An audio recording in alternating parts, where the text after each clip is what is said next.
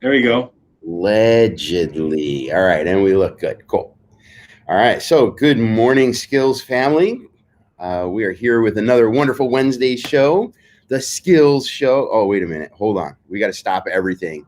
Put it on pause because I'm about to get myself fired. Hold on. Okay, here we go. I got to make one little change. Update. There we go. Had to put that Skillz in all caps so I don't get in trouble. Oh, So, of course, I'm Mike Evans. You guys know, love, and trust me, I hope. And today we have the awesome, amazing Tim Flynn joining us, our newest Skillz ambassador. Tim, welcome to the show. thanks, Mike. So today we're going to jump into a little bit about who is Tim, what's he doing, and why you should be paying attention to him because he's doing some amazing things with his school and in his community.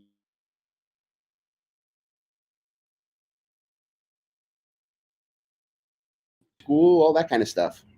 Yeah, you kind of broke up there, so I lost you a little bit. Uh-oh. Everything froze up, but You got me? I got you. So you All have to right. repeat that question again. Yeah, so just tell us a little bit about who you are and where your school is and that sort of stuff. Yeah, I'm from Mankato, Minnesota. I own Kato Karate. I've only been in business for going on 4.5 years. I started in 2016. I opened up my school in this little old Catholic school classroom. Like, literally, it's an old school. They moved that elementary school up on the hill. So I started my school at 600 square feet, and I'm in 2,000, a little over 2,000 square feet right now. So I built my school from the ground up.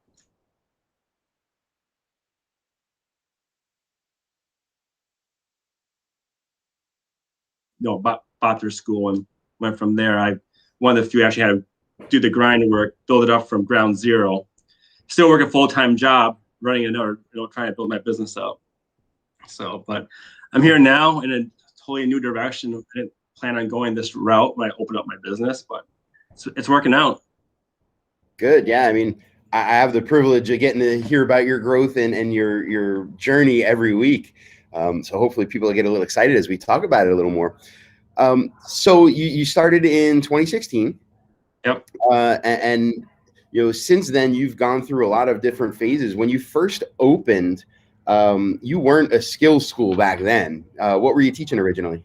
No, so I was going back to the curriculum that I grew up with and that my current master instructor still uses. It's very outdated. Now that I look at it now, it's outdated. But to me, after being out of martial arts for like 13 years, I worked in healthcare for so long. I was an endoscopy technician, making good money. I decided like this ain't working for me anymore. I'm gonna go back to doing what I love to do, teach martial arts. That's what I like to do when I was a kid.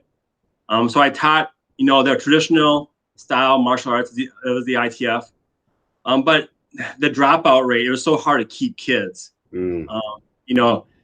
So and it was frustrating. So the first 2 years of my business, and it's true, like what some consultants say, kids stay to a green belt and they quit, and that was very true with me. It's like that's very true because kids get a few ranks. It was kind of easy, then it gets hard, and the retention was tough. And I had back then, it was called the Little Ninjas class. It's a 4 to 6 year old program.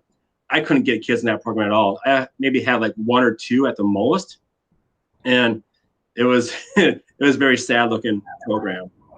I just didn't know how to teach them because when I studied martial arts when I was a kid back in 1994, it was a one program fits all. You either can do it or you can't do it. There's no ifs, ands, or buts about it.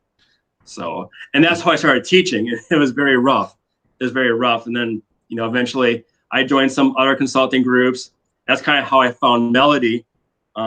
Back then, Maya, they had this program where you can purchase their drills for a month. So they had Melody Johnson's drills. They had Jackson Rudolph's drills. But the only ones I ever watched that made sense to me was Melody Johnson's drills. They were so fun. I did them in my class. I was like, man, I wish I had her for my instructor. It was such a, I took all her stuff all the time, but I didn't think nothing of Skillz back then because she didn't really it was called pre-Skillz, so I was taking her pre-Skillz classes, teaching it to my 10-year-olds because the drills were just that fun. I do them in my adult classes sometimes. Like, I don't even say like we're going to do the kids drills. We just do them. And the guys are like, oh, we love this. And that's why not? Yeah. So if you guys are just, new to the Skillz family, Pre-Skillz is a product that we put out through Century and Maya, some of our official partners. And it's an introductory level of the Skillz content. And it's designed for people that maybe don't have the scheduling availability or the desire to really break down age-specific classes, but they still want to be able to service the younger age groups. So it's a great program. It's certainly not as in-depth as the regular Skillz curriculum, but it is a great entry point for a lot of people. Yeah, and that's how I got familiar with Skillz. Then I remember going on YouTube, like, I want more stuff. Like, there's got to be some more drills on YouTube. So I go on YouTube and look for Skillz drills, and I don't even remember how I finally got contacting Mike. It's been 2 years ago. But I don't remember how it all came full, but it's like, here I am now, with the company now. So yeah, and it's funny because when we first started working coaching, one of your original goals was to be where I am, and here you are. Now you're moving your way up. You have that official Skillz ambassador seal in your profile picture. I'm a little jealous because it's kind of cool. Yeah, Canva. Make it with Canva. Yeah, I might have to make one up for myself. So, teaching the traditional way, there's nothing against it because I still do teach a lot of elements of the traditional ways. But I know, like you said, it is very challenging for the kids sometimes. And I'm sure it's challenging for you as the instructor. I know in the old days, I took every person that quit very personally because it was like my school is an extension of me. And when they quit, it's like they're rejecting me. And look at all that effort I put in. And I think nowadays, in addition to being able to remove myself a little bit by using systems, I also am able to look at, because of the ways I teach, I don't have to necessarily worry about people quitting, which sounds weird. And I do, from a business aspect, of course. But it's almost like I gave them the lessons they need, and now they're able to take that out because it is so directly practical to what they do in life. So it was a little easier for me as an instructor. Yeah, that was the same with me. When someone quit back then, I took it personally. Like, what do you mean you don't like my program or it's not working out? It's like, what do you mean? It's like, I had that old mindset because that's what I grew up with. I didn't know any better. And plus, you gotta remember, I was out of the martial arts world for like 13 years. I worked in healthcare. My goal was to become an RN, but then I saw how RNs got treated by some doctors at my hospital. I'm like, yeah, right. I ain't gonna do that. That's a highly rewarding but highly stressful and under recognized profession, I think. Yeah, so I worked as an endoscopy technician, which was 60 hours a week. We were on call. We're like only 4 techs in the whole hospital. I'm like, I can't do this life anymore. I mean, we're saving lives, but I want to actually do something that's gonna fulfill my life, and I love working with kids. And when I met with Melody back at the event last year, I told her, because I had an after school program running, and it didn't fail. It was so good that my competition reported me to the state. It was so good, because we were taking their students all the time. And so there's we had some issues going on with that, with the state back and forth. We had some bad advice. So going forward, I told Melody, I hear all these consultants tell us martial arts is not it's not a need. Martial arts is a luxury. And I told Melody, it's like, I don't want that status of my business. I want to have a business that's impactful, that's going to be a need, not a luxury. But I don't want to do after school summer camps anymore. Just for me, I was a one-man show. I can't take on all that at once right now. I don't want to do it anymore. I'm tired out. I'm burnt. And Melody kind of told me that direction of Skillz for the future. I'm like, I want to be a part of that. What do I need to do to become a part of that? It's an interesting paradox, because if I go back to the beginning of my martial arts career, and even a lot of my martial arts mentors now, the more traditional side, they have this mindset of martial arts should not be a luxury. It should be a need because it is so impactful. And then you go through that phase of becoming a business, and a lot of consultants will have that. Well, you're going to have to understand that this is a luxury. It's not really a need. Even though you used to think it's a need and it's a need for you, you can only charge like it's a luxury. And now we're going full circle back to, well, it's a need, but for slightly different reasons. You know? And I think it's allowing us to free ourselves of some of those self-limiting beliefs that we used to have about what we could teach, what we could charge, the style of business we can have. So, I encourage people to look at your business as a need, and good things can happen. And in fact, you got to go through this during the midst of the pandemic when you got shut down like the rest of your state, I'm sure, as a result of COVID and everything. And, oh, well, martial arts is just, it's a luxury. Shut them all down, recreation. So what was your journey there? So the first 3 months, everything, as we all know, like March through end of May, everybody was shut down no matter what. Salons, everything was shut down.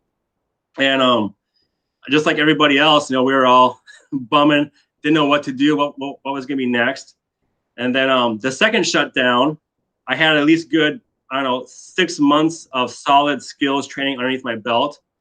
I got the new executive order, and I read through it. And my senator is also a lawyer, and I knew that.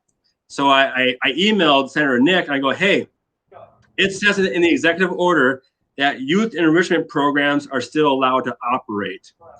A youth enrichment programs by the state of Minnesota says you have to be able to provide physical and social development skills. I'm like, well, Nick, I do 4. I do physical, social, emotional, and intellectual. Sorry, it's outside of pies, but that's why I said it. I do 4 of those. I beat what the state standard is. So I emailed the state with my explanation of my Skillz program. And I tagged, and Nick wanted to be CC'd in that email. The first time the state read it, they said, no, you're still a martial arts school. So then I went back. I said, okay, in paragraph, blah, blah, blah, page 17, it states youth enrichment programs can be running. In Minnesota Department of Education, a youth enrichment program is defined as this. Here is what I do. I do not want to operate my sport competition team. I don't want to operate my sport karate stuff. I just want to do Skillz. And then once I sent that to them, they sent me one sentence. If you can abide by the rules, then you can open. And that was it.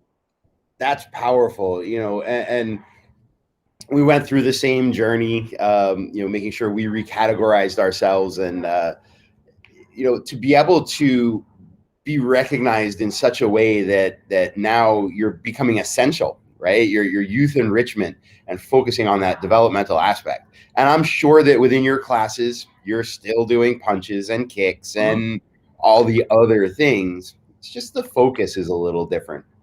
Yeah. And that's what the state didn't quite see, because honestly, between my other competitors in my area, we all teach to punch the same way. We all teach a front kick the same way. There's nothing special about our punches or kicks. I don't want to offend anybody, but your punches and kicks are nothing special to the parents. We're all human, right? You can punch or you can punch. But when you can apply science and psychology behind the way you're teaching this stuff to the child, now it's a whole different ball game, because now you're backing up everything that you say that martial arts is supposed to be doing. You got the science to back it up with. And so that's what I'm kind of dealing with right now in my own business, is trying to prove what I do to my own parents and to my community, because I'm realizing, even though I have the parents go to the evals, I'm finding out not all parents quite understand what I do yet. One is because by the state of Minnesota, they are not allowed to be in the classroom, first of all, so they can sit outside and they can hear what's going on, but it's not the best.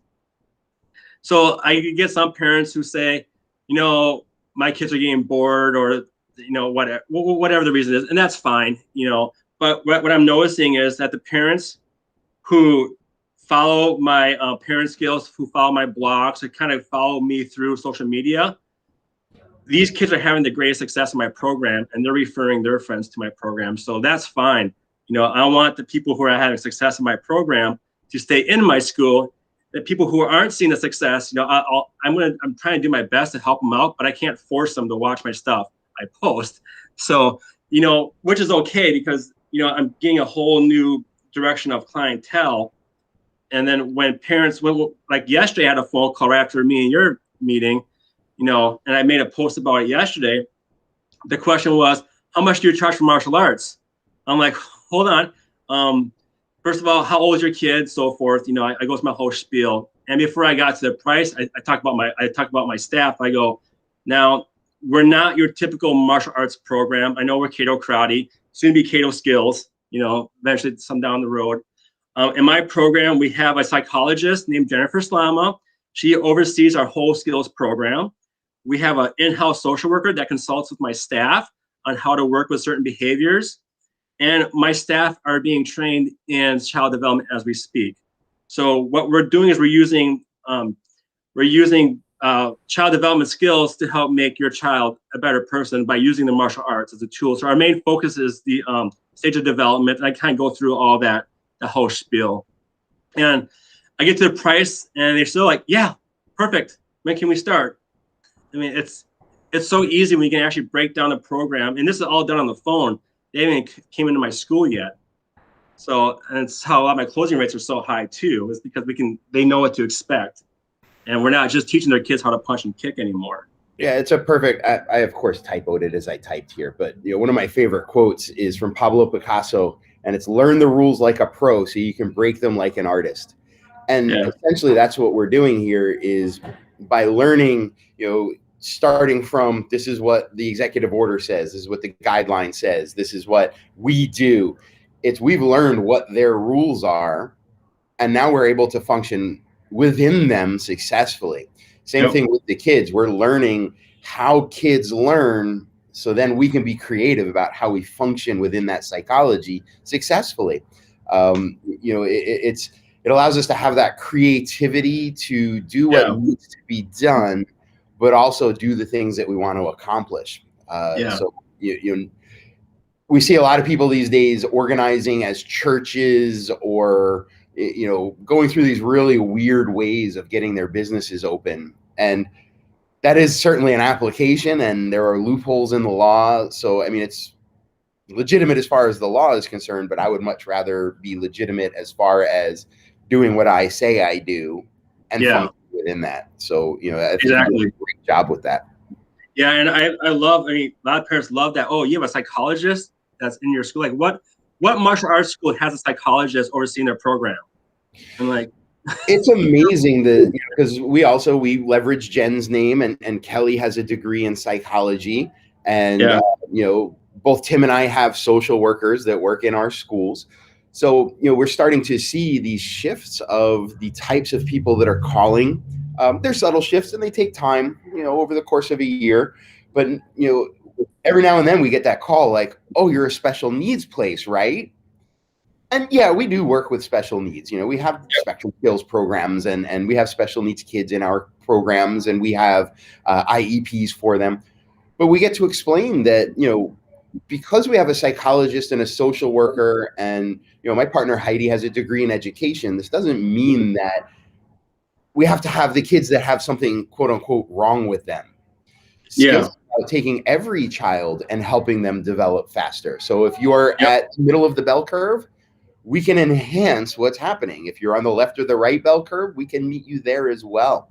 I think it opens the conversations. It's a really powerful conversation to have about why you have all these people on your team and the other schools don't. Yeah. And then even for the kids who want to do this as a sport, because I joined martial arts for a sport. I stunk at sports. I couldn't play baseball. I stunk at golf. My own church team made me sit on the bench for softball. That was only a few years ago. So I stunk at sports. I was good at sport karate tournaments. So we still have that in my school. It's an extracurricular activity. So just because your kid's not, quote unquote, he has emotional needs, that's fine. We still take the normal kids as well. I should say normal kids, but we take kids of all kinds. But we have a niche for every single one of them. And that's what I like about Skillz, because I had a parent who joined not too long ago. Skillz is a perfect activity for his kid because, you know, just the way our program for basic skills works out, it's not as strict. It's a bit more laid back. We have a little bit more fun, but the kids are still getting those lessons taught through those games too. And, you know, it makes it pretty much for every kid to be able to do. It's not just like your local soccer team where you actually have to be good to play. And if you're not good, you get to sit out. Like me and my church team, I'm not good at softball. I sit on the bench. You know, talk about a boost of confidence I'm getting from that lesson. You know, I was taught that I stunk at softball. You know, my own church team taught me that. So, and what Skillz, we don't have that issue. You know, we work with all kids, every kid. Backing up a little bit, I used to compare one belt to another belt. So if Johnny was a red belt and Adam was a red belt, but Johnny looks better than Adam, I'd be like, Adam, how come you're not as good as Johnny? You know, and that was my old mindset back when I first opened up. And now it's like every kid's got their own little spot. We take them where they're at and we go and we build them up from there. So we don't compare kids and their ranks anymore side by side. That's what I like about Skillz. Yeah, it's every child's unique journey, right? Yeah. So of all the programs you're running, and I know you're running a bunch of them, and you mentioned that you see that with consistency through, you know, the child's training and the parents' training, and then the environments you're creating, you're seeing a lot of impact. Of all the programs that you're running so far in your school, what's your favorite, or which has been like the most impactful either for your students or for you? All right. Well, okay.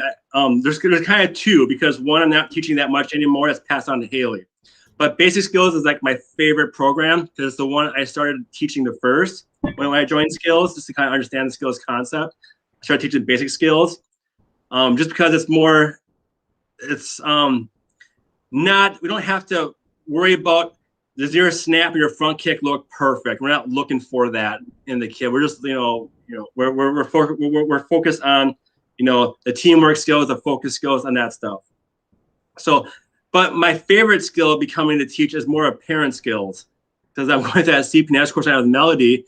But if you don't have parent skills, especially in the pandemic where parents are not allowed to be in the classroom, and you don't feel like turning Zoom on all the time because people's got Zoom complications, parent skills is a great way for them to learn what's actually going on inside the classroom and what you're teaching. But now you get to teach the parents on their level of what's going on. So I'm not the perfect parent. I don't claim to be, but so that's why we started our own parent skills group in Mankato here.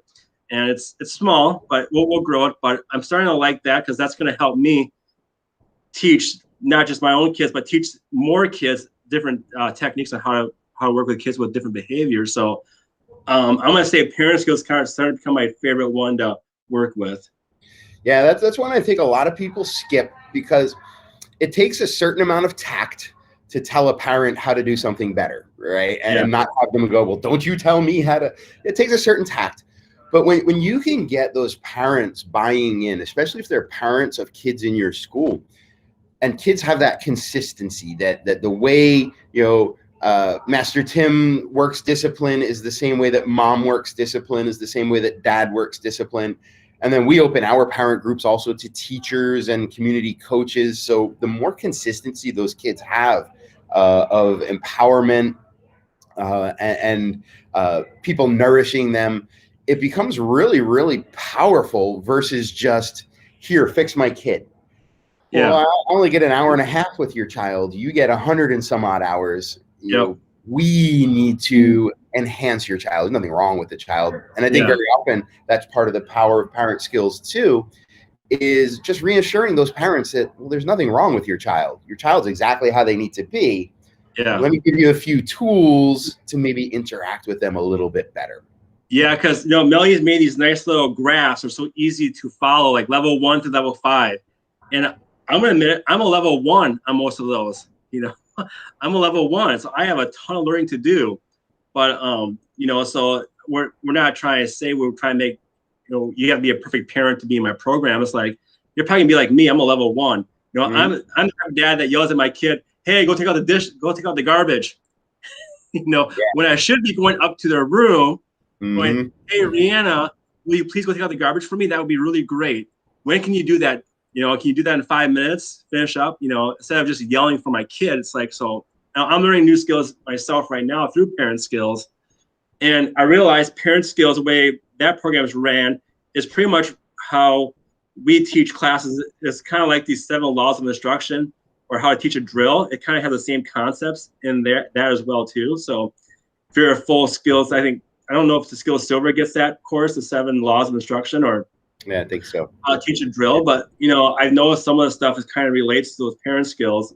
Parent Skillz just goes much deeper into the why of why we do it this way. But so I'm really liking Parent Skillz, because it's starting to make skills come as a whole. I'm starting to understand the more I go through it. So, and I didn't think that was a big community service too. When you start impacting parents that are not even in your school, what a great way to let them. I mean, first of all, by just admitting like, oh, wow, I really think I'm a 1 or a 2 in this category.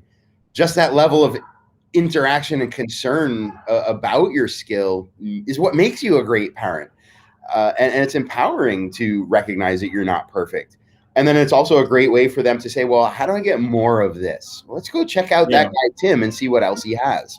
So it's a wonderful way. It's certainly not a, hey, get 100 students this month kind of thing. It's a little more altruistic in its approach. But in the long run, it starts attracting the right sorts of people that allow you to raise your rates. Like over the past year, you've what, more than doubled your rates, I think? Yeah, just about. Yeah. Yeah. It's I mean, when I first joined Skillz, I remember that I had that meeting with you on the phone before I hired you as a coach, because I saw how successful Basic Skillz was in my school, but my school as a whole wasn't doing good. I mean, it was good. It was good enough, but it wasn't where I wanted to be. Definitely wasn't where I need to have staff. And then I know you did that market analysis for me. So this is what you should be charging for right now. And so I yeah, right. Who's going to buy that? I mean, it makes you want to hop in a time machine and kick yourself, right? Yeah. But once, the pandemic for me, I want to be careful how I say this, but it was a blessing, because the pandemic made me stay at home and I had to do something, So what's nice about the Skillz community is that everyone, like Ron Graziano, big help,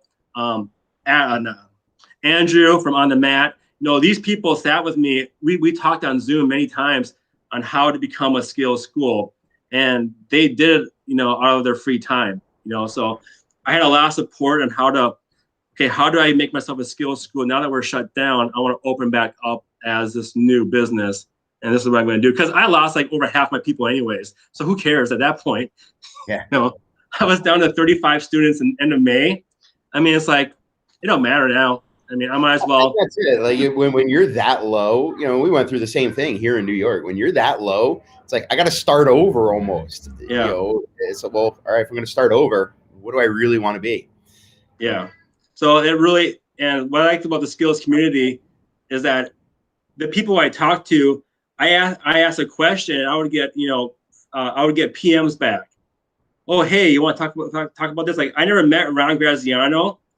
He just, I was on a blue one day. He just answered a question. He personally messaged me. I'm like, dude, that's awesome. And then now we're good friends. And we talk all the time, but, it's like, it's basically you get free consulting help within the Skillz community to help, build your school's brand. So when I say like, yeah, I'm successful at my business, well, it's because I had Mike. Really, I just took your Facebook post on social media, like, oh, Mike wants to get some social workers. I bet I could do that. Oh, Mike wants to have an application process. He wants to make his school where you have to apply to be in a school. I think I can do that too. I'm just gonna take everyone's ideas and see how I can do it as well. So I mean, I had help. I had help to get to where I am today. So definitely it wasn't all just me. I mean, I reached out and I talked to everybody that I could get help with. It's some pretty smart men and women in the Skillz community.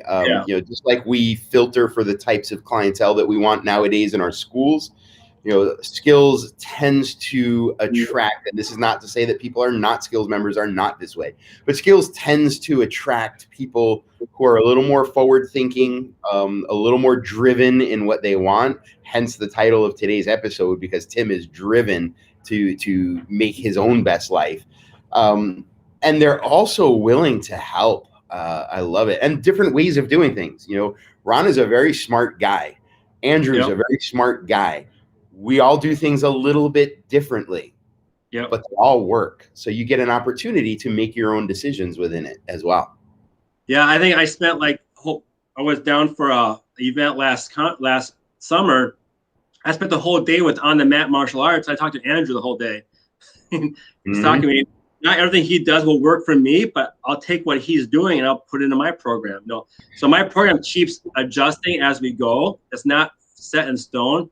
That's what's nice about the Skillz curriculum. It doesn't have to be the way you see it on paper. What you see on the dashboard of the paper is an idea. Yeah. You got to take what you're doing and see what goes where the easiest way. If that doesn't work, fix it back up again. Because I realized for me, for my extreme skills, that the instinct drill doesn't work too well with me. Do a jab punch on a bag forward and backwards. Well, how about I throw back my semi-sparring in, but I want to see those techniques in your semi-sparring. Do whatever you want to do, but I want to see these techniques in your semi-sparring. So I just tweak things just a little bit more to make it fit, what I'm teaching. So it wasn't a drastic change on how I taught. As far as moves wise, it's all there. It's just, it's all broken up into 8 different skills. And then how Skillz laid it out, I just kind of tweaked it up a little bit for me. And I keep tweaking things up over and over till I get that, magic program just for myself. Yeah, and that's it. Like when you to borrow a phrase that I'm not going to say I made up, but when you start with why, or in our case, you start with a particular skill or result in mind, the application can be different. Because if I teach a spinning back fist, but you're a BJJ guy and you're a Taekwondo guy, and we're all going to teach different things. But if what we're really teaching is accuracy or vision or perseverance, these skills can be manifest very different ways. And same things with the different ways that Andrew does things. They work, but they don't work just because he came up with this idea. They work because he has a why.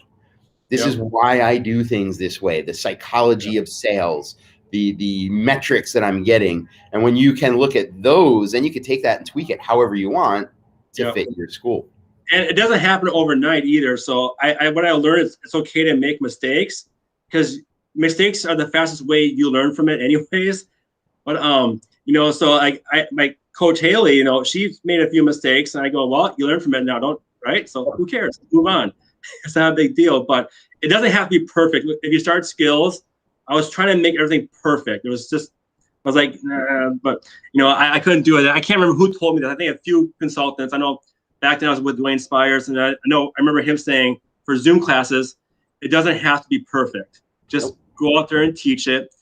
If someone has an issue about getting a black belt over Zoom, that's on them. What are you gonna do?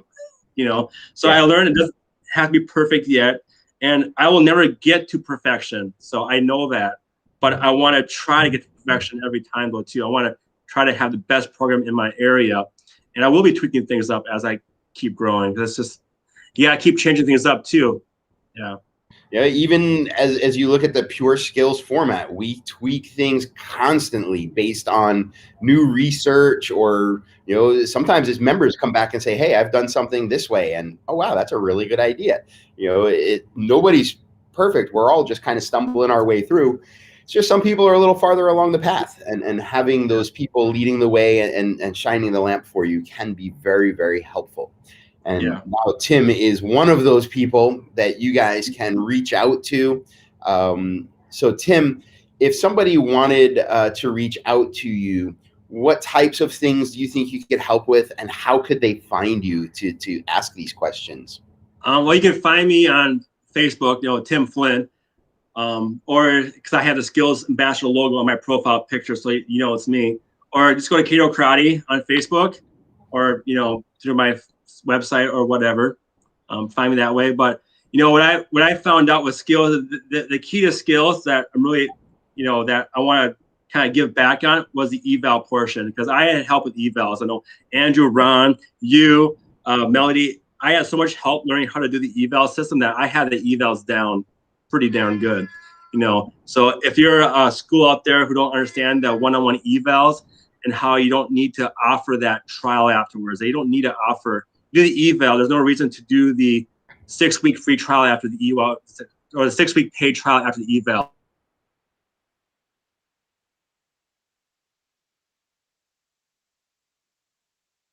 That's fine. But some parents say no, but they come back 3 weeks later because they shopped around. And I feel bad for the schools that had to come after me, because no one does it the way Skillz does it, which I'm not trying to brag, but I've been the other way around. I've done the free 3 days. No, this is so much more value. Just saying that when everybody is jumping on the bandwagon, oh, we all do child development. Well, yeah, to a point. But I guarantee if you come to my school or Tim's school and we lead you through a one-on-one evaluation where we don't offer a trial, we offer insight and solutions. And then you go to the other school where they do, oh, we're going to teach you some 5 or 6 punches or kicks, and then here's our 6-week trial. Yeah. Well, when you can tell a parent that, hey, your son is a kinesthetic learner, so I'm going to teach them the way he's going to learn from me the best. It's like, who's going to use that terminology? It's like, so even if he's learning, if I have to show him how to do the down block so many times, but if he's doing it with me, that's how he learns, and that's okay. Doesn't mean that he doesn't know it. That's just how he learns it. And so, but the evals have been a huge help for me in a CPNS course. But really, if you have questions on the evals or even your curriculum, I would say come to me for that one. I got that one pretty down packed.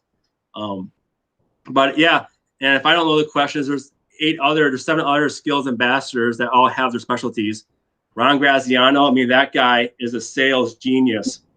He could sell snow to me right now in Minnesota, and I'll probably buy it. So I think I'm going to reach out to Ron because I have a new supplier for him out in my front yard here. I'll sell it to him. Yeah. Eric, I reached out to Eric. If I met Eric, I want to start my Spectrum Skillz program.